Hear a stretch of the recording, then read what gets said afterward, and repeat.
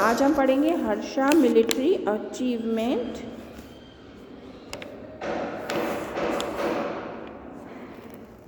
Today we will read Harsha military achievement. Harsha began his rule in 606 AD. Soon he shifted his capital from Thaneshwar in Haryana to Kannauj. Harsha ने अपना rule यानी अपना शासन 606 AD में start किया और फिर उन्होंने अपनी जो कैपिटल है वो थानेश्वर से हरियाणा में कन्नौज में शिफ्ट कर दी। Kannauj was situated on an elevated area and could be easily fortified.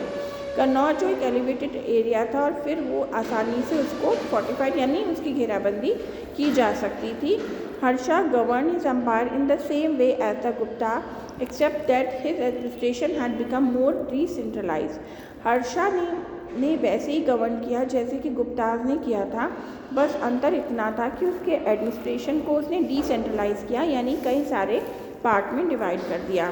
The political unification of a large part of northern India was his greater political achievement.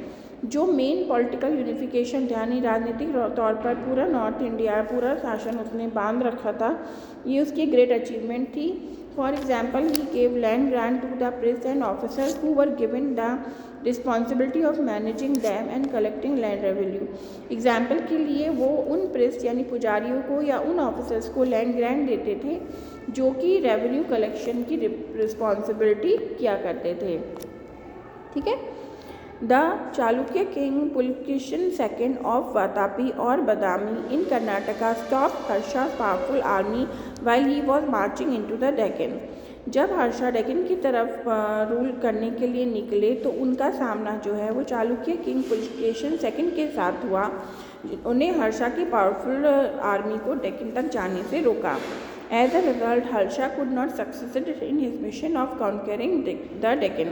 और इसका रिजल्ट ये रहा कि हर्षा दक्षिण को कॉन्कर करने में सफल नहीं हो पाए।